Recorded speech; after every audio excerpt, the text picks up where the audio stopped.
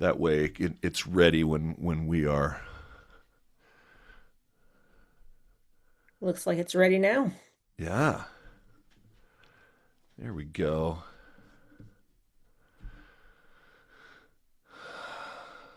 And I don't know, maybe it's not, I see on Zoom, but it's not showing up our screen. Hmm. Okay. Well, anybody have fun plans for the weekend?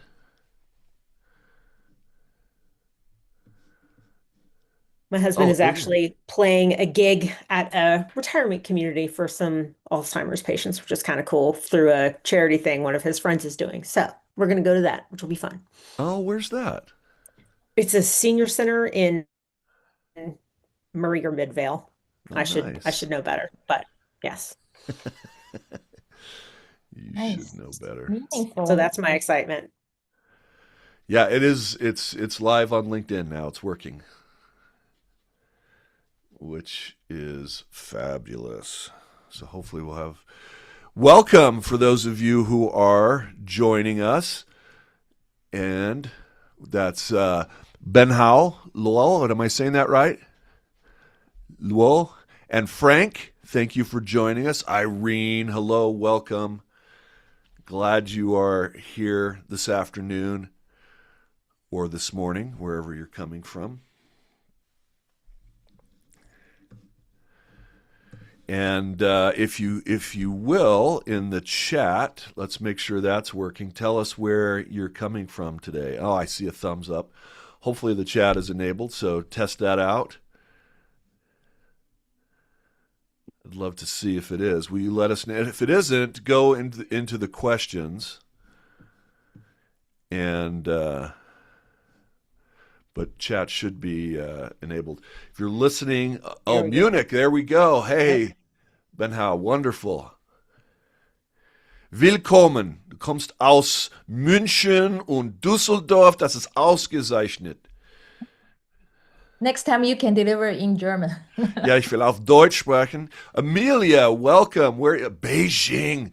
Wow, welcome. What time is it in Beijing, Irene? Pretty late, 11 p.m., no? Oh my goodness. Yeah. 11 o'clock. Well, we're ready to start. Yes, supporting from Würzburg. Wonderful. And then Amelia, where are you calling in from or joining us from? Cyprus. How are you? Uh, hot. Well, what do you say? Kalispera? Kalimera? It's not morning. Czech Republic, wonderful. So glad that you are here. And then we have people joining us as well on LinkedIn, wherever you are. Welcome to our webinar today, which is Coaching the Leader is Not Enough. And we're going to be talking about a systems approach to real team change. Welcome, everyone. And thank you for choosing to spend this hour with us. Whether you're joining, wherever you're joining from, and you're in good company because people on this call, this room includes coaches, consultants, HR, OD leaders, team leaders from around the world. My name is Spencer Horn, and I am president of Team Coaching International.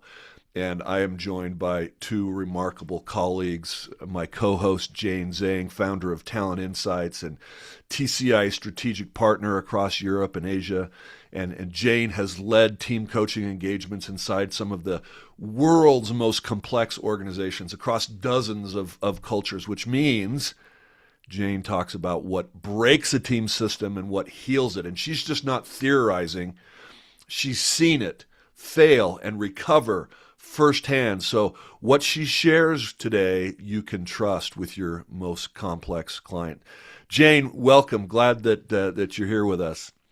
Yeah, I'm so glad to join this session. And then later on, I can share some real cases, yeah, from the previous practice.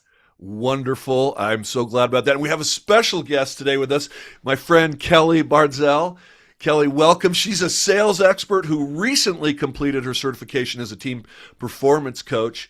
And I'm not going to tell you her whole story, but she's going to be talking throughout and near the end of our hour. But she spends her professional life evaluating what's worth buying and what isn't. So when we get to hear her part, I want you to listen to what convinced her. Welcome, Kelly.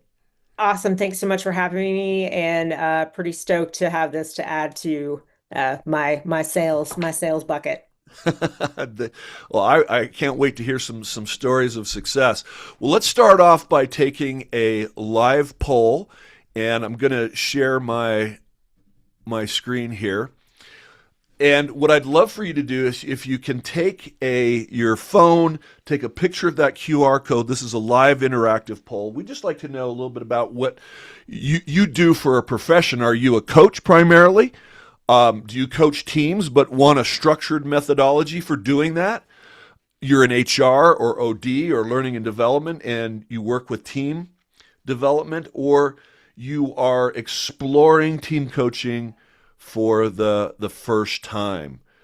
Excellent. Here the answers are coming in, so we're getting a few responses. Excited about seeing where you are all at.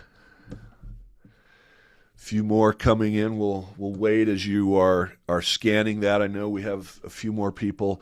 Also, if you're on LinkedIn or social media, scan that and let us know what your experience is. And welcome, Marvin. We're glad you're here. John, Rich, Margie. So far, we have quite a few coaching individuals, and some that are coaching teams want a more structured methodology, and we have at least one person who is looking for team coaching for the very first time. Excellent. So let's get to our slideshow, because we've got lots to do and more polls. Look at these beautiful ladies that I get to be with today. So happy about that. I have a question for you. I want you to think about the best team that you've ever been on, just an experience that you have had as someone, and it could be any team. It could have been a sports team. It could be maybe you were part of a debate team. Any kind of experience that you had that you feel was exceptional, that you remember with great fondness and enthusiasm. And I want you to think about, what were the characteristics? Picture the people. Hear how you talk to each other. Remember what it felt like to walk into that room. And I'm going to put up a poll here as you think of that best team. And I want you to maybe list some of those characteristics that, put it in the chat. I mean, what did you experience? What were some of the characteristics of that team? What was it like? I'd love to hear what your experience was. I know I had a high performing team that I absolutely loved. The team leader, he had incredibly high standards. He challenged me, and we had tough conversations. And yet, I loved working for him. I loved to work hard, and we had so much fun together. I think we accomplished great things in short time. But it was, So Kelly, high energy, exactly. I mean, what was it like? Describe it, Kelly. I mean, you're on the call here. What was cool is, like you talked about, high standards, high performance, Yeah. winning. And we also had each other's backs. So it was camaraderie, and it was also performance and getting it done. Yes, and those are great combinations. I mean, people want to be part of a winning team, don't they? I mean, and it's something that we aspire to, we want to have. And I noticed, Ben, how we trust each other. You're willing to support Jane, passion and willing to take that challenge. Just keep that in mind as you are, listening to as we go today, because we want you to recall that experience often.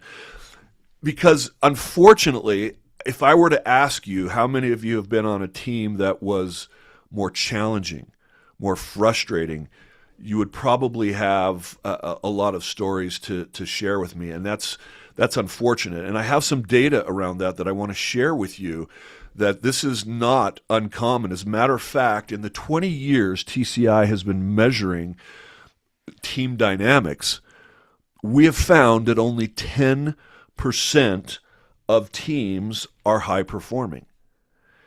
And that is a sobering number, but if you're sitting there saying, well, that's very self-serving because you're with team coaching, okay. Well, I found in January of 2024, you can look this up, there was a Harvard study where they analyzed 1,000 teams, which is not a small sampling. And of those 1,000 teams, only 8.9% were high performing. McKinsey did their own study, and only 20% of executives that they polled, that they worked with, believed that their own team was high performing.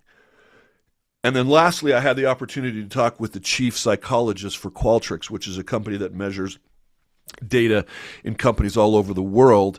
And what he told me was that they took a poll of their clients, 1,500 of their clients, and imagine the Venn diagram of productivity, and so that we're financially successful for 3 years in a row, and at the same time had another Venn diagram of positivity. Only 4.7% of their clients met that. Marvin, yeah, common goal and continuously pushing. So you've experienced that, but unfortunately, not everybody has that, as we see here now with this data. And so if you think about it, that means only 1 in 10 individuals have that best team experience regularly. And this is one of the reasons why TCI really exists. And we are here as a company, and we were created for the express purpose of helping teams create results. Now, different teams have different missions. You could have a nonprofit that has the goal of helping the community and increasing certain services within the community. That's the result that we're talking about. It could be a library where we're getting more literature out into the community. But for a business, it's obviously the ability to produce results on the bottom line.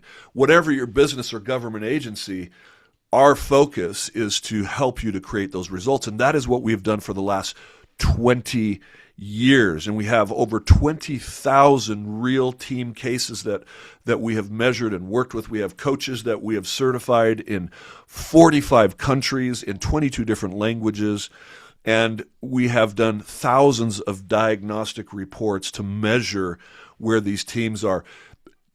Jane, you haven't talked a lot. I'd love for you to just share just a little bit of the history of the genesis of Team Coaching International, because you have been here from pretty early in the beginning, haven't you? Yeah, I think when if you ask me this question, we'll start from Phil. And Phil, he was MCC at that time. And then also he noticed so many people, they love coaching, love individual coaching. And then they spend a lot of money, energy, time, and then they want to start their business. However, it was so difficult for them. And then he thought about coaching is such a wonderful thing. On the other side, for the companies, they're really missing that. And the only few people, really executives, they can enjoy that. So he thought about to start the company of team coaching with Alexis.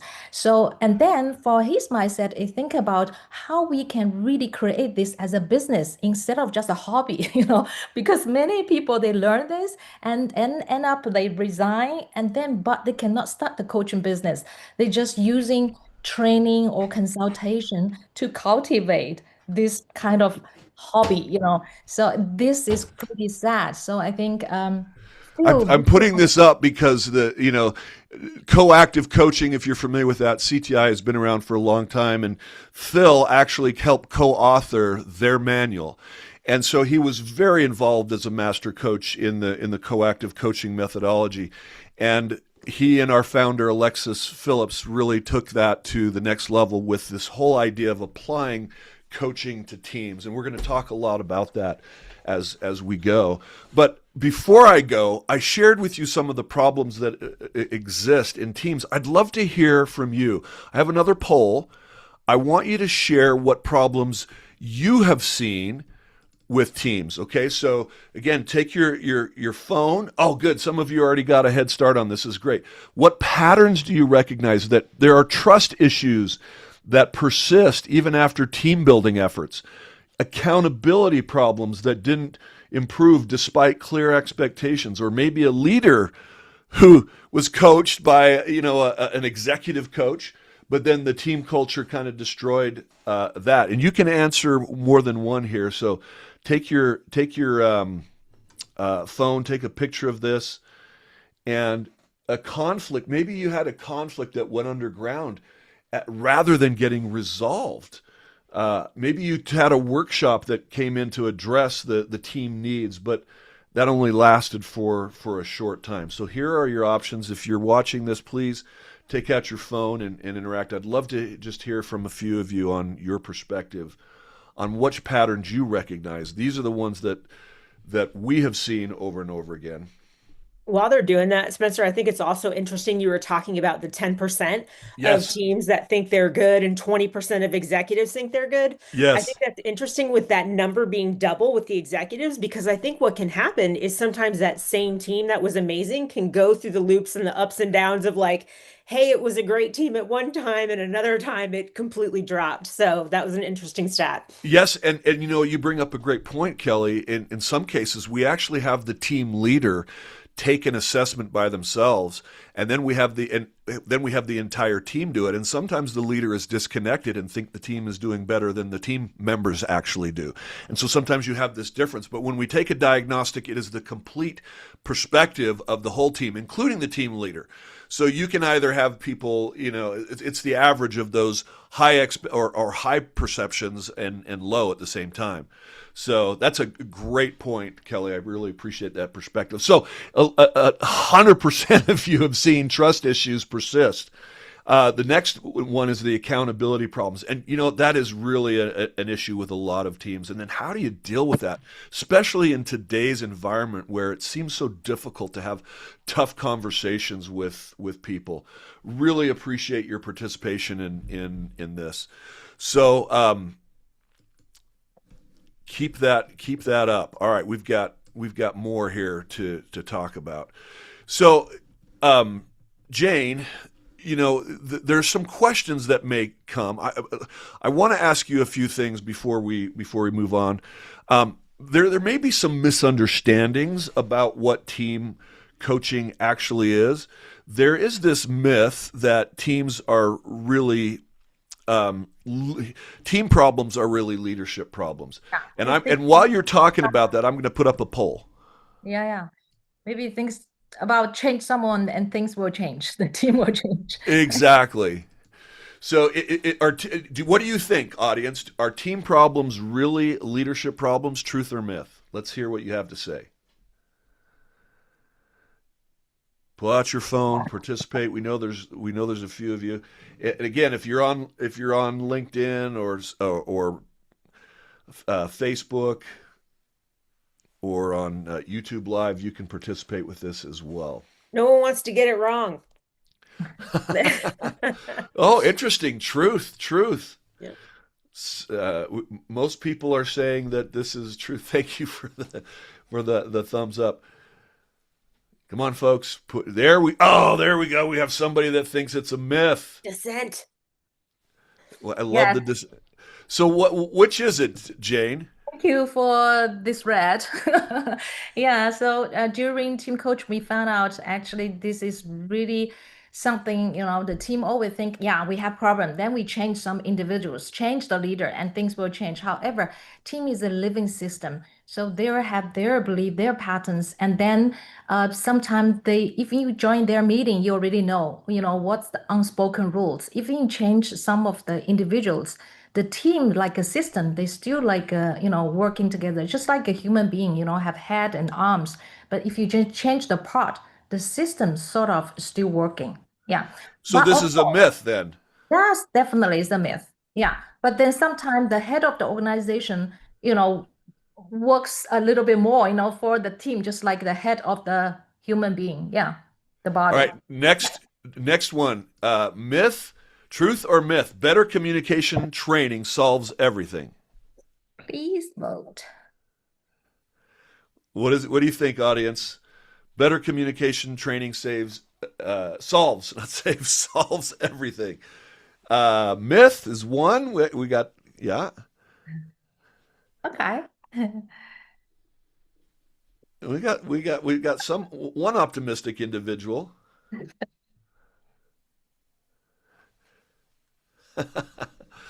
Henry, just make sure if I'm not missing anything. Oh, I see some of you are in the chat. Yeah, Ben Howe, thank you. I don't know if you were talking about this one or the last one. If you can do it on your phone, that's great. But thank you for participating in the chat. I see you. So, Jane, what about this one? Truth or myth? It's definitely a myth. And then because communication is so important, and later on we will introduce the 14 elements about team coaching and team performance index. But among them, communication really important. However, when we train them, this is just a skill improved, the competence improved. However, whether they're willing to use that way to communicate or not, that's the mindset. That's the And way. you're so important to bring up mindset because we can give people all these great tools to improve communication, to deal with conflict, but if their mindset and of the individuals, but more importantly, the collective system says it's not worth it, then communication doesn't change. Yeah. And I mean, I had a leader that used to say, my mentor used to say that communication is the number one problem in business. But it really comes down to the mindset of being able to utilize the tools that you have, and which is something that team coaching addresses. Okay, Yeah. next, go ahead. Sorry, Jane. Yeah, it's so true. So if it's really sometimes it is the number one problem, but without the mindset, you're wasting your money. Yeah, exactly. Okay, last truth or myth. Team coaching is individual coaching at a larger scale. What do you think, audience? Put it in there. Myth. Oh, so we have some interesting. Any contrarians there? Let's go. Got some more. Okay, you got 15 more seconds. The poll is closed.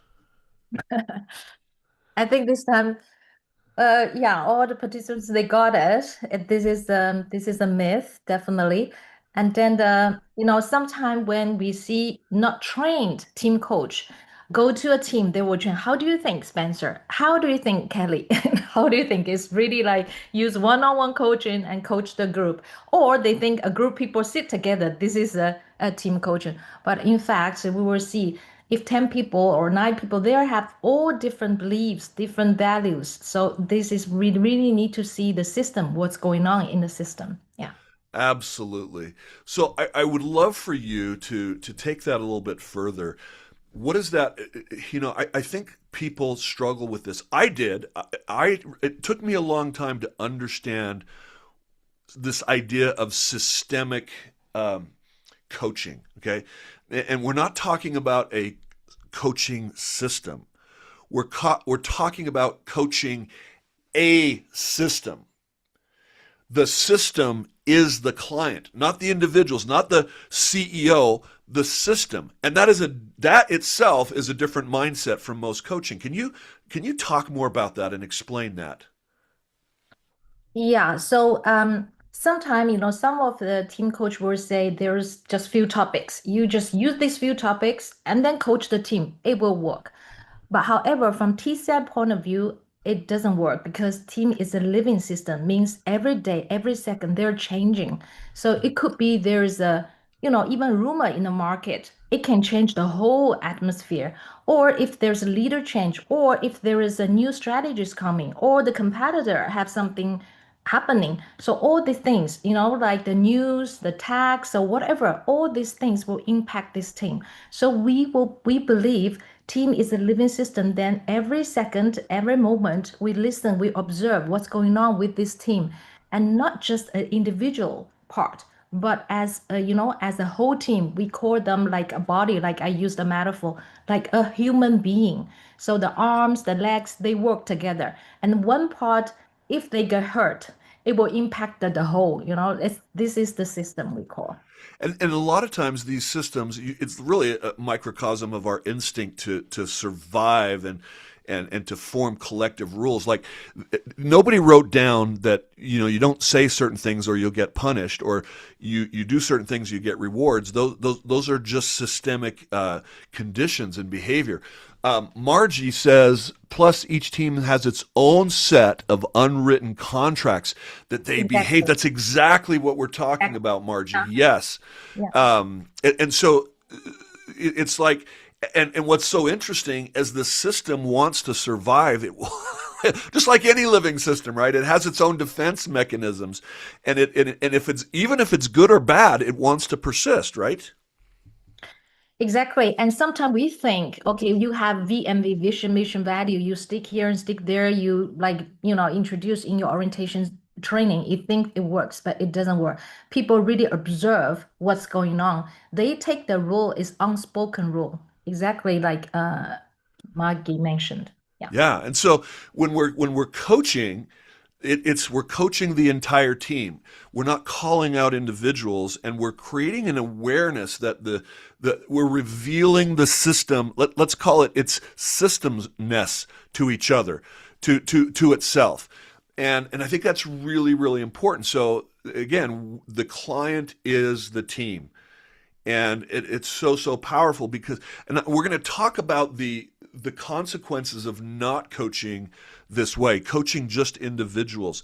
But just to highlight this a little bit more, there are these. You're exactly right. There's unwritten rules. The system resists change. I mean, it wants to. That's the homeostasis, right? It has its own immune response, which fits perfectly with your body analysis, Jane. And it has its own operating code, which is the unwritten contracts that Margie was talking about. I have a story that is personal. That's not me. I know you see my hair, and I'm not quite that. My nose is much bigger, and my hair is much smaller. But I worked for a leadership training and development company quite a few years ago. I started working there in 2008. And within 5 years, I became the CEO of the company. Now, I don't tell that to you to put myself in a great spotlight. I was the fourth CEO in 5 years. The company really had challenges. And in 2008, we had that horrible recession. And at the time, one of the greatest recessions since the Great Depression. And so revenues in this company cut in half overnight. It's one of the very first things that organizations cut during a recession is training and development and coaching.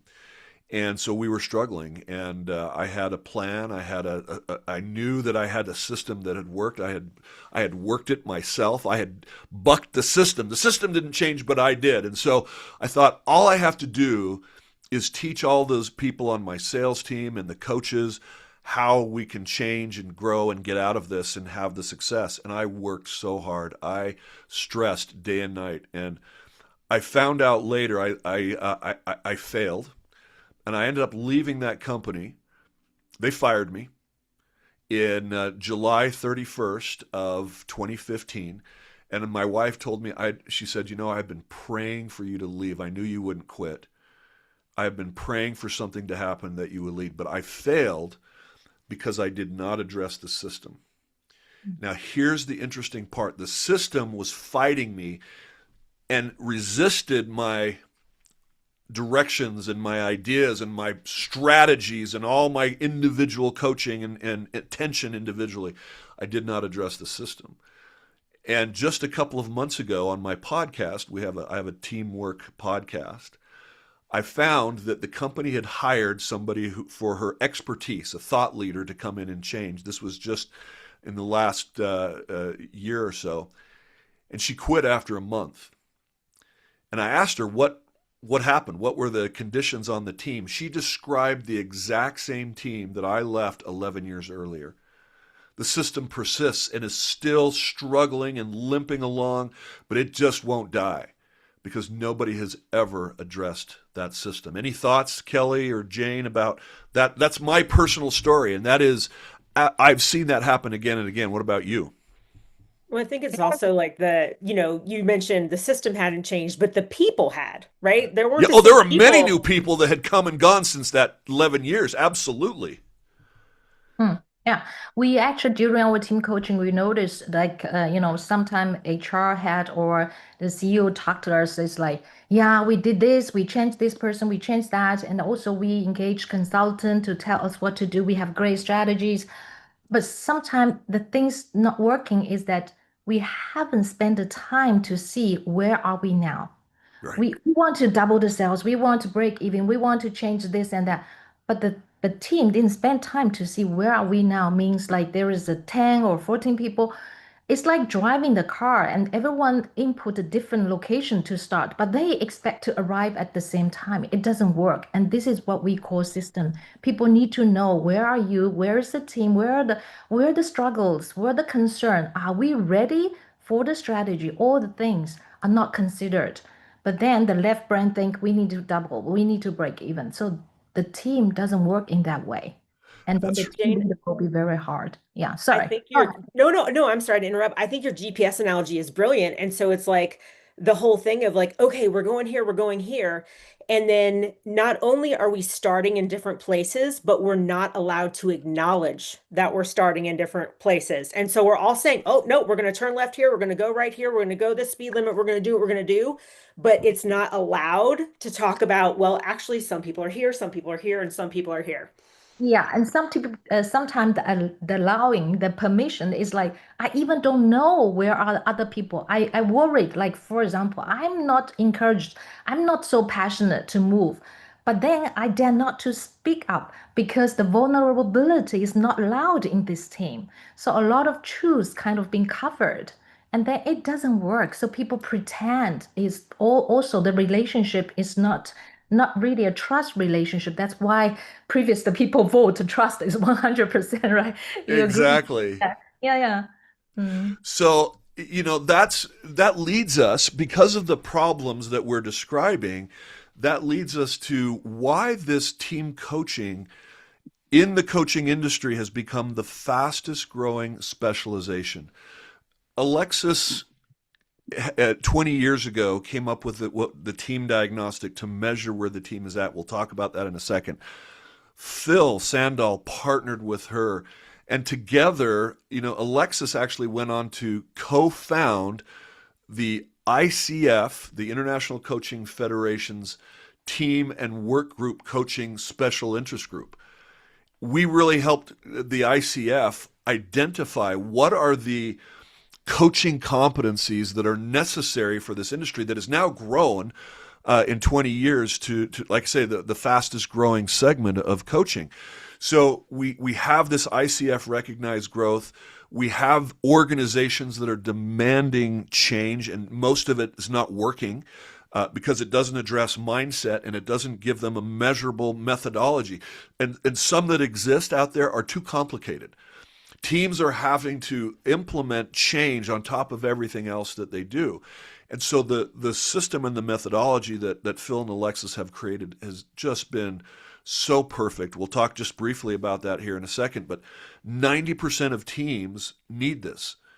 And we create this tool that really helps teams get clear. And I see some of the fastest shift in organizational behavior ever because of this methodology. And it's addressing mindset, it's addressing the system, and it's getting the team where it wants to go, not where you as a consultant want to take them. The team owns the change.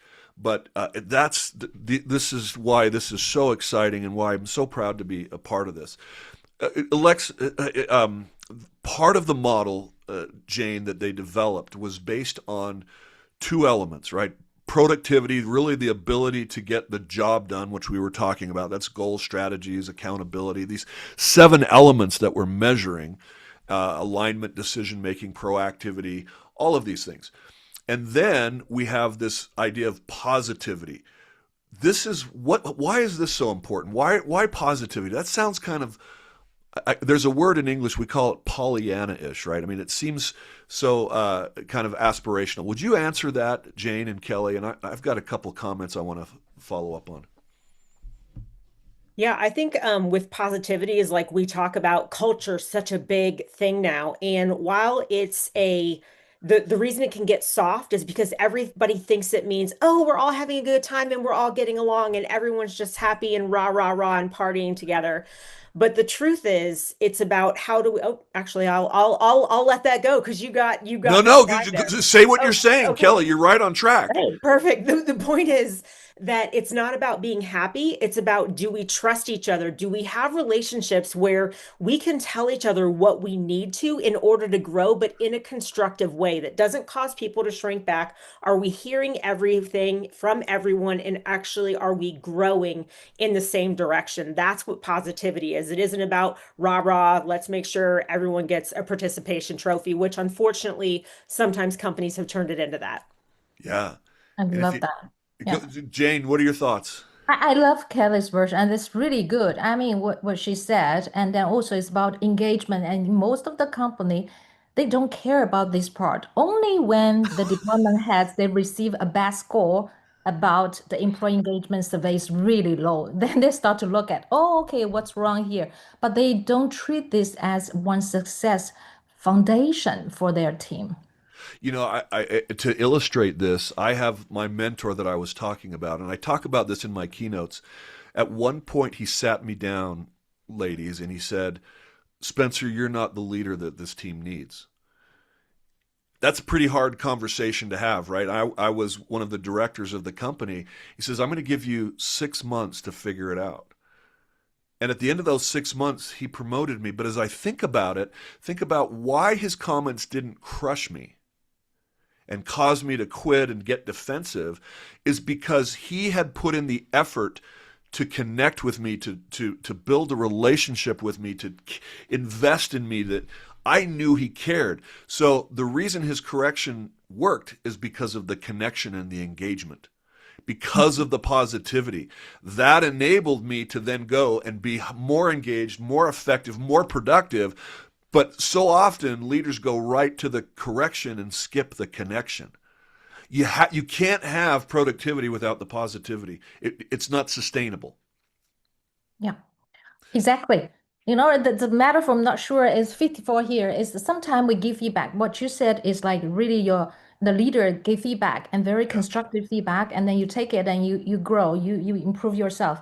And then in many cases, sometimes we give feedback and people withdraw, like, okay, I don't play with you anymore. So there is no back forwards, right? Backwards and forwards, like not play together, like ping pong, right? Or ping pong is no good. The problem solving is no good. But the way is like you can send me feedback and I change and I improve and you can give me feedback again. So it's really people can hold each other together and the relationship will go further. Yeah. I have a question from Margie for both of you. And that is how she says, how do you think the change to mostly remote working affected teams? Great question, Margie. I mean, I think that's important. That's her question for her. So, Mhm. I had a unique experience. The team I was on was all remote, all over the US and Canada. And so actually this going to this kind of environment was actually a benefit because before everything was phone calls. And so in this new environment, it became video. So for us, it actually brought us more connected and more together because we were seeing each other. I've also seen other friends who worked at jobs or family members where they actually became disconnected. So I think the what's context, the difference though? How would you describe the difference if you could the contrast? the just, I mean, there's a different energy being in person. There's a different level of authenticity that you feel. There's a vibe that's a little harder to convey on screen. Um, Uh-huh. Yeah. What do you see, Jane? Yeah, from team coaching experience, we see face to face is easier for most of the team. And also, yes, to Kelly, some of the teams, they really get used to this online work. They, like some technical people, they really love that. mhm. On the other side, for team coaching itself, we see it's much easier. And when people sit together and then the face to face talk and the conversation, it's easier. And then for those like people sit remotely, even for the team coaching, we will suggest they can face to face for the first session at least. When they started this session, have some, like human connections. And then with that, follow-up session, because team coaching is a journey, sometimes 8 months, right? So you can do online. And then people, they can still, with that great foundation from the first session, they still can continue this build on, like what Kelly mentioned. They can build on this trust, build on this accountability. Yeah. So like, It's Margie, quality those are great. versus quantity. And it's in terms of if you can be in person, yay, that's always best. However, this allows us a reach we never would have had before. So now we're able to get to people that we couldn't have. So it's yes and. Yeah, exactly, well, and I'm going to exactly. say yes, and in my experience is that there actually needed to be more communication when we went virtual, not less, because that happens naturally in person. So when we're separated, we don't think to, hey, I need to look over the cubicle and talk to so and so. We are less likely to pick up the phone and or get on the Zoom or Teams or whatever it is. But we need to do that, and so you actually need to schedule more times, whether it's even a remote coffee and just say, "Hey, will you join me for lunch today online while we eat separately?" You need those times to connect, and if you do that, I think the team stays connected. I'm going to throw one more at you, Margie. What about AI? How is AI impacting teams? And I will tell you, it can be again mixed. And one of the challenges that organizations are experiencing with AI is it's causing many individuals to be individually more productive, and then they're relying less on team members. So less collaboration is a risk with AI. So we're relying more on our machines and not on each other. And that is something that can damage teams if you're not careful. So you have to really anticipate that as you work together to make sure that you are not losing those opportunities to interact and collaborate, because those are so important. So we take the model. Let's keep moving. Great question. We take the model and we put it into quadrants. And so let me share this with you. And Jane, if you want, will you describe the four quadrants, or what we call the four universes that a team can exist on? Yeah, according to TCI study, they studied the success, why those teams they are successful. So they found out that there's a trick. So we introduced the productivity and positivity already. So if you divide this like low area and high area, so if we look at high productivity but low positivity, this red area, and a lot of teams fall into that category. For meetings, they keep on talking about KPI, and then less really interaction. So, work like a machine, right? This is the red area. And then the green area is more like you are really, focus a lot on engagement. And then, but sometimes the result wise, the people are not really so keen driving result. So in that area, you will see in some, R&D center or some, new companies could fall into that category. And also you have the brown area, those is low positivity, low productivity. So this area, it could be, like merge acquisition sometime, or sometime change boss, or like market, there's rumors. So people are really in that kind of area, very low morale, and also not really passionate to do any change. But of course, there is also some opportunities in team coaching perspective. And then if we go to the blue area, Let me explain with that. We believe, Jane, that every team has the ability to be high performing, even if yes. they're not today. So that's what you're talking about. There's an opportunity there, right? Yes, yes, exactly. And then the blue area is high, we say the high productivity, high positivity area. So that one is really during the team coaching, we will really try to inspire the team to think about how to go there. Because this is definitely the dream place for leaders. So many leaders, they want to see the very good KPI, but they work like hell, like they whipping the team. However, in this area, team, they are so motivated. They drive for themselves. They see challenges as opportunity to grow. So yeah, they're very creative. So this is the area we want to go. Right. Very.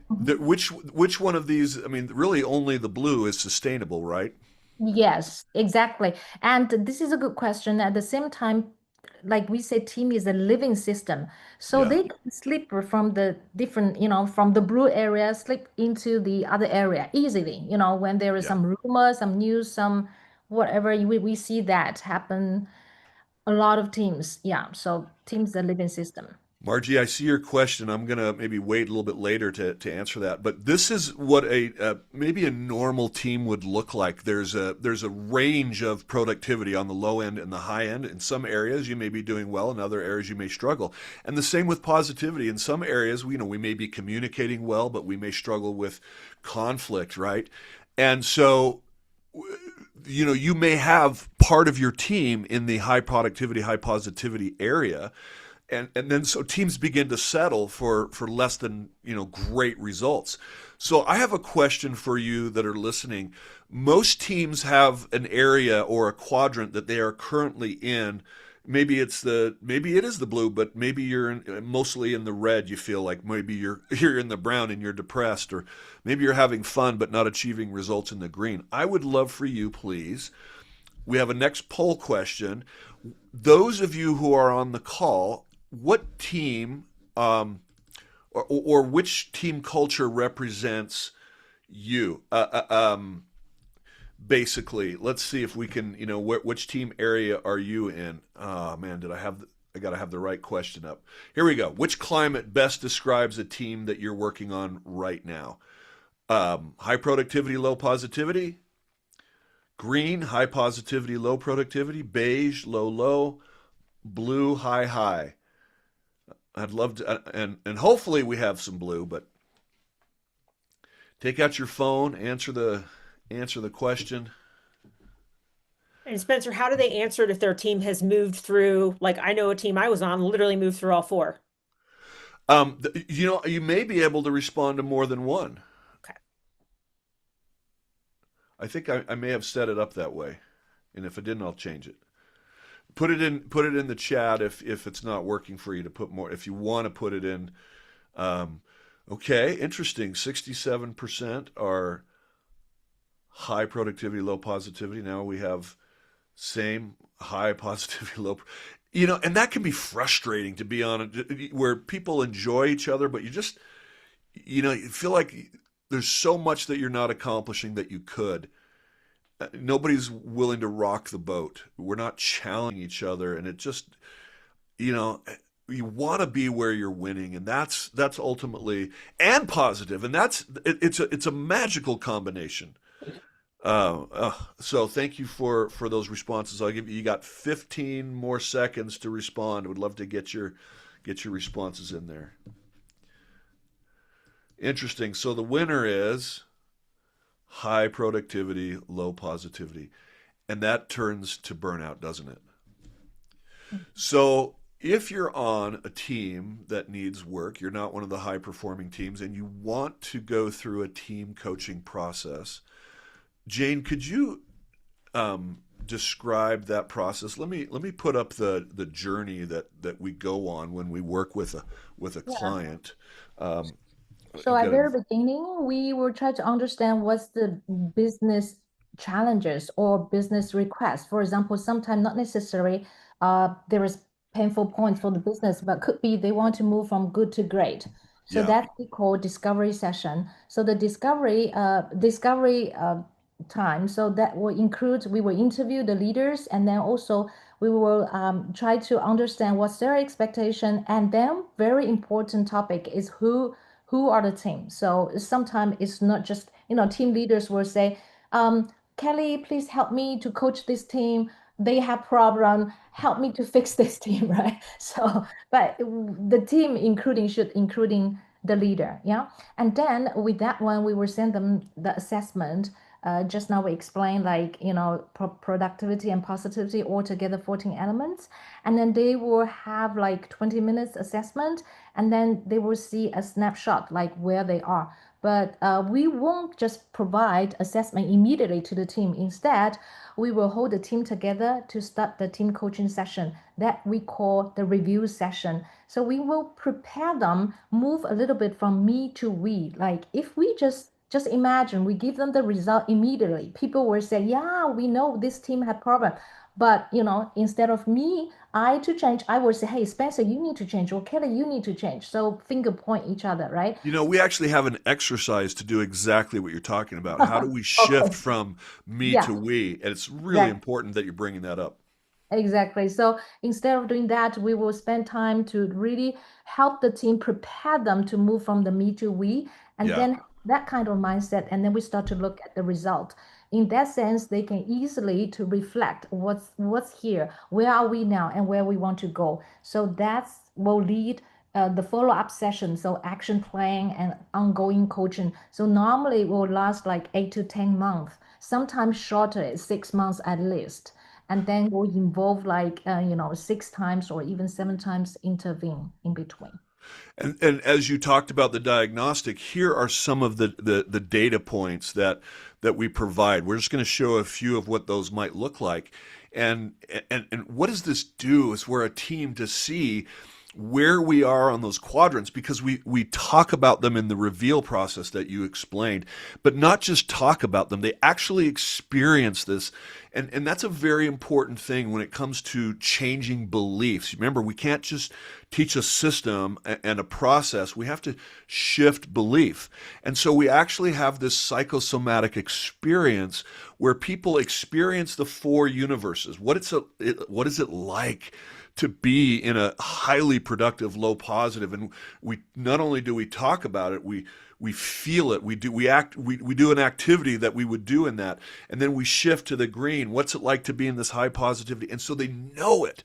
And then when we reveal the data with the quadrant, they instead of just saying this is a data point, they're like, oh yes, this feels like where we are. This data represents what we just felt.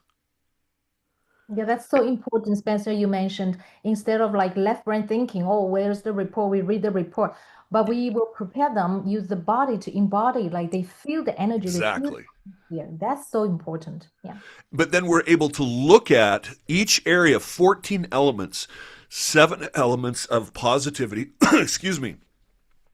For example, this team struggles with trust and valuing diversity and having conflict. And on the productivity side, they really struggle with accountability. They know that. But this then puts a number to it that then we can use as a baseline and a measurement for going forward and seeing how they improve. And we look at the data in more detail so that we can really understand emotionally, right? This is about changing beliefs. How can we, and many times the team is itself thinking, we know we have this problem. Now, coach, fix us. But part of the belief shift of team coaching is to help them see that they actually have the capability to turn that around. And when that mindset shifts, the behavior follows. And it happens very, very quickly. But this is part of the emotional experience. Then we really ferret out or identify where are the areas that they have the greatest strength in productivity. And we identify specific areas. For example, this team has efficient decision making. That's great. That's something that they can use. The leaders are empowered on this team. Wonderful.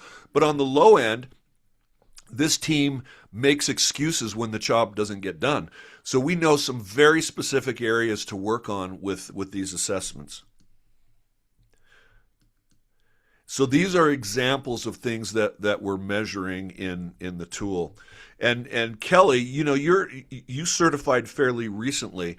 You had a chance to go through this data, and what did you notice as you were looking at the data? Was it just data, or what was different about having this type of report? Here's what's cool. A lot of times people are, do what I say, not what I do. And you go in and you may not find that out until further on in the relationship. Even with this, doing the team diagnostic from the first start, like you hear the leader say, oh, I want this, I want X, Y, and Z. And then you see their answers and you can check to see whether there's alignment. So in that discovery call, when you said check for fit, you legit find out, are they even aware or not self-aware of what's going on? So this information is actual meaningful data. It's not aspirational. This is what I want to be and this is where I'm at. Like it gives you factual. This is where your team is. This is where they think they are. This is where you think you are. And then we have a conversation about it. And then you know whether this is something that's a good spend of your energy on or not. So it actually, this tool is uh, gold for Yeah. assessing working with someone. And Jane, you talked about alignment, right? You can actually see where the team is aligned and where they're not. And this is a powerful tool to actually normalize the fact that there are people on the team that see things differently. And Exactly. When you say alignment is a word, is a concept. But when they see this, like you said, they see this, it's so powerful. They will see, wow, so distracted, so many waste in the energy. yeah, and celebrate where they actually have alignment.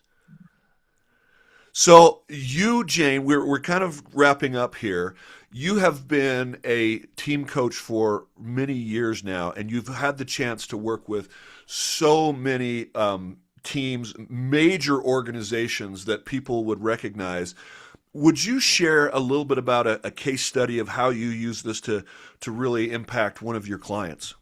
Yeah, sure. So this is a global engineering materials company. And then at that time when we received this case, their organization is kind of a matrix, and that time market declining, so people are really, like low morale, and then also they're restructuring from headquarter, and locally also they're doing some organizational restructuring. So you can think about, headquarter not fixed, and here also not fixed, so everything is moving, a earthquake everywhere, and then also they have a lot of adjustment going on, and then also from the KPI wise, department compete with department. So sometimes, for example, the delivery dates or the stock, how much you need to keep in the stock, and the sales want longer, like a quicker delivery, right? So a lot of things are cost cutting, a lot of KPI, they just fighting with each other. And then also each one, they just work silo. And because of the matrix organization, they actually report directly to corporate. And then so locally, they not really work with each other nicely. So that's the problem, a lot of problem. Here we list six. So with the assessment, we will see four key problems. So for these four areas, not like coach we identify, but the They identified these areas as and problems. that's so important. Like Kelly said, they see this, right? Yeah. So they identify four areas. One is alignment, because you can imagine the KPI files, these are not aligned. And accountability, when a customer complain, they will say, hey, this is your problem. This is R&D issue. This is, sales Right. issue. This is whatever issue. And then the trust level, you can imagine, really low at that time. And also they cannot like have this feedback session or constructive interaction. They cannot. And then so either they, whose voice is louder and listen to who, or they fight. So these are the beginning. So you can see the dot line at very beginning, but the solid line is after the coaching session, really the circle grow. And then you can see not only the places that we did team coaching, but also other areas also improve the score. And then the dot line square move to the really blue area. It's interesting. This is actually for teams already a fairly high performing team, wasn't it? Yeah, at that time, it's for them, it's like move from okay, good to great. That's At that, exactly right. So yeah, even if you get a client that's it where the green is, there's an opportunity to improve even more or understand how to maintain that, which many teams struggle with. But this is a high performing team. But to see overall productivity increase 16% mhm. and positivity 15%, that's amazing. But here's the more interesting part. Yeah, and then you're right, Spencer. What we call like 16% increase or 15% increase, people will say this is your term, team performance index. It's your term. For business, they care about is the business result. No matter you do Yes. presentation, coaching, or whatever training, I care about my business result. So the business result is really generated from the team themselves. So one is customer complaint handling time really shortened 71% is huge, and delivery rate also increased 71%. Accounts receivable turnover days also are reduced. So you can see all this change. So it really matters to the business. And This is why teams exist, to produce results. exactly. Exactly. And then because of this case, they also won the very special corporate award for the team. And after that, they say we really can handle any challenges as a team. During the alignment session, they really talk about that, fight with each other. What should be the right KPI? So the healthy fighting, like Kelly mentioned, like people can talk, have that constructive interaction. Yeah. Yeah, well, through 20 years, teams have gone through these diagnostics, and we see on average an improvement in productivity of 20% and 20% in productivity, which is really astounding. This is one case study that one of our practitioners shared. Here's mine. This is one of my very first clients, company by the name of Madrivo. This is what the CEO said. They are a Inc. 5000 12th fastest growing company in America when I started working with them. Overall positivity improved 23%. Overall productivity increased 14%. Of those positivity data points, 35% in ability to have disagreement, their ability to do that well improved. And the number one issue that they wanted to work on was communication. And over 7 months, it improved 48%. Their accountability, which is a productivity measure, increased 23%, and alignment. But more importantly, the bottom line revenue, their revenue increased 50% in that 7 months. So those small changes in productivity really made a big difference to the bottom line. We have so many case studies. We don't have time to share those with you. But as we wrap up, we have just a few minutes, and we'll stay on for any other questions. And Margie, I want to answer your question, but I would love to ask you, if you're listening to this, what would change in your practice as a coach if you could offer a validated, measurable coaching process, not just a workshop? This is not just for coaches. This is for executive leaders, human resource professionals, organizational development professionals, consultants who want to be able to measure their impact, leaders and practitioners who work with their own teams or other teams. And we have 2 ways for you to certify in this methodology. And this is what I want to share with you, is that when you take the master class or the team coaching overall process, which is what we call a certified team professional, you have the ability to utilize the methodology that we've just shared with you so that your clients can see the progress that they're making, and you as that practitioner can really deliver that, which makes you hugely valuable. You have authorization to use the diagnostic. You are learning the coaching competencies, the methodologies now that the ICF is using, and you are authorized to facilitate the process so that, again, you can create those same results that we're sharing with you here.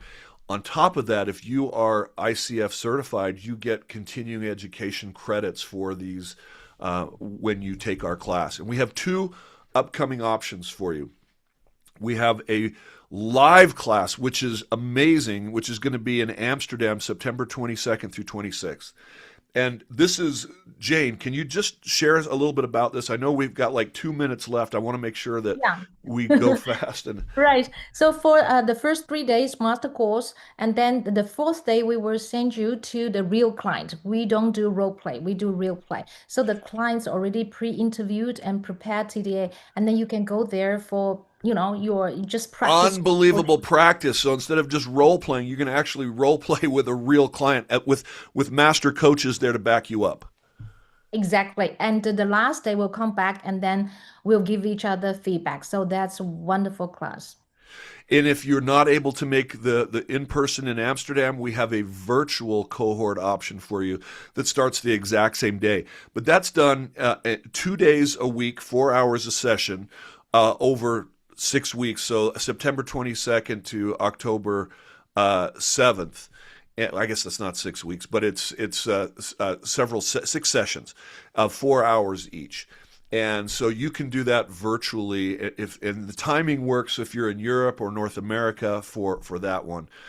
Now, Kelly, you recently I just want to bring this back to you. You know, you recently went through this process a few months ago, and you were sitting exactly where someone in this audience might be, and wondering what made you say yes to the certification. So I'll be straight. It was like, here's another thing, right? How, like, everyone says their stuff is great. Here's what's really cool about this. You talked about the truly anonymous. It is a true, well, I'm sorry. First and foremost, you've got the team assessment to get you in the door. So if you need help getting into a client, we all want to take a survey about ourselves. And if they just even have that information, that is a draw. You can talk to someone And that's about what it. this is right here, right, Kelly? You actually get to test it out right now if you want to. So test that out, scan that QR code. I'm telling you, that thing alone is a lead gen for you because any client's going to want to hear about themselves. So that's one. It makes them feel like an expert. They love it. Two, it also gives you a lot of information about whether you can work with them or not or what you can do. The other thing is they talked about this being anonymous. You guys mentioned trust is such a huge issue. Same thing with me. I know I've been at companies where we did have some truly anonymous surveys, and then we had some surveys where they sounded anonymous, but they actually weren't anonymous at all. And the trust level was dropped. This is legit anonymous. You as a coach will have no idea who said what. And here's the deal, companies, they're still going to try to point fingers. I wonder who said this. I wonder who said that. The process and the questionnaire pulls away from that. And then the other piece with workshops is if you have someone, we all know like there's some groups where there's going to be the loud people that always talk, and then the people that sit in back, unwritten contract, there's no point. This draws out everyone. There's a way to do that and include someone. They give you the questions, they give you the process. Spencer mentioned that this is experiential, but it's not only experiential, it's also logical. So you truly get the whole picture and you can make a difference where everyone's voice is legit heard. At first I thought, oh, this is like everything else. It is not. It's a lead gen and it's a system that works. That is, I mean, I couldn't say anything better. That was brilliant, and thank you so much, Kelly, for being willing to come on and share your experience. I know our time is up. If there are any questions online, I'd love to answer them. And Margie, I saw your question. I'm gonna. Anything else you want to say before I answer that, Jane? Before we let our listeners go, and you can hang out with us. I'll put you. Anybody who wants to ask a question, I'll let you speak here. But Yeah. Jane, what? Any The last last, minute? yeah, the last one I probably is for the course is like the course will cover five competencies, not just about the tool itself. It Yeah. will cover five coaching competencies, teach you how to do it, how to do team coaching, and 24 coaching skills, very detailed teaching, and also 16 awareness training. That's it. Wonderful. Well, Margie, I'm letting you speak here if you want. What talk to us about your AI question. Can you hear me? Yeah, we can hear you. Oh. Thank you. First of all, thank you for delivering this awesome presentation. And yeah, my question is, because sometimes, and I wouldn't say it's very unpopular, people actually turn to AI to solve their problems, like even emotional problems, and to get this advice, like, okay, I have this kind of difficult situation in my team. What should I do? And they literally describe the whole scenarios, what's happening. And then, because the AI, it's such a huge mirror, and it really frames the solution based on how you ask the question. So, the moment someone is actually asking in one way, it's gonna get a specific type of feedback. If someone else is actually framing the same situation from their own point of view, which is of course like filtered through their own system and beliefs, so it can have like different emotional coloring, it can actually get different idea about the solution. And this way, when those parties actually meeting back again in their real life, that can be quite an emotional clash, I would say. Yeah. You know what's interesting about what you just said is that this is actually one of the reasons why executive coaching is starting to struggle right now, is because executives are turning to their AI instead of real coaches. And I'll share what the AI can't do. I spend a lot of time talking to CEOs about effective delegation. They suck at it. They're terrible at it. And I teach them a methodology that is a coaching methodology that is so simple, but they fail. So you could go to AI and it'll say, "Hey, do this with your team." They just don't have the skills. They haven't developed how to draw out the team and how to make the team move and have those experiences, those emotional connections that the team coach has. But those skills are all designed to get the team awareness. The CEO or the executive that goes online to AI to get this knowledge and information is shortcutting the experience that it takes to get the team to actually shift. So nothing actually shifts. They may have the answer, they just don't know how to implement it. So it doesn't matter if you have the tool, you don't have the skills to apply the tool. So it's like literally when I don't know, your AC is broken, for example, and you're going and you have full instruction from AI how to repair it, but it doesn't mean like you know how the system works, like You how may it's not all. even have the tools to do what it asks you to do. Yeah. So, but it's a great concern, and we really answer. This is a differentiator for practitioners that you don't have anywhere else. And to date, AI cannot compete with you with the skills that you get through this certification. Yeah, So, I can agree with that. And um, Do AI's you think, feedback is going to be, "Good job, that was great." Yeah, yeah, like so it's distorted. yeah. I tell my feedback, I mean, my AI to stop being so nice. Give it to me straight. Let's see if we have any other questions. I know that Henry, thank you, Henry, put the registration information for Amsterdam. Anybody else? Thank you so much for joining us, Margie. Remind us where you're calling from? Cyprus? Ah, beautiful Cyprus. And it's hot there. Where are you in Cyprus? You in what's it? Paphos. In Paphos. Mm-hmm. You're on the western side there, right Yes, next the to most where, beautiful sunset in the world. just north of there is a national park. You got Troodos Mountains behind you. You've got the national park where the sea turtles all give birth, don't you? Yeah, I know. I live here 12 years, so I'm more local than than actually though, just visitor. Yeah, Paphos is a beautiful place. I've been there. You got all these great Greek ruins, and the Apostle Paul visited there and was had a not a very pleasant experience. So wonderful. Any other questions anybody has? Jane, anything you want to end with?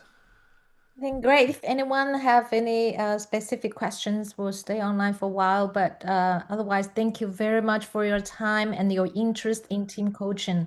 And welcome to the team. And welcome to really join this team, because we are passionate to use team coaching, also can support the team to improve the quality of life. Yeah. Yeah. Well, thank you all, and have a wonderful evening, afternoon, morning, middle of the night, wherever you are. We're so glad that you joined us, and we hope to see you in Amsterdam. Reach out to us or on our virtual cohort. Both are fantastic, but the virtual one is not the complete course. It is just the masterclass version of the CTPC, and then there's the another part of it that goes on. But the one in Amsterdam includes everything, including follow up online practice sessions as well. Is that right? Yeah. And you will see the canal. Oh my gosh, our hotel is right on the canal. We're 5 minutes from the Van Gogh Museum. Yes, we're right next to it. What other museum are we close to, Henry? I'm think not sure how to pronounce that, but it starts with Raj something. It's like it's on the 5 minutes, 6 minutes away from the hotel. Yes, I saw that. There is another big, the big museum, but my wife's so excited about the Van Gogh Museum. Hmm. So, well, Jane, Kelly, Thank thank you you for very joining us much. today. Thank Thanks you. so much. Appreciate y'all. Okay, let's see. How do we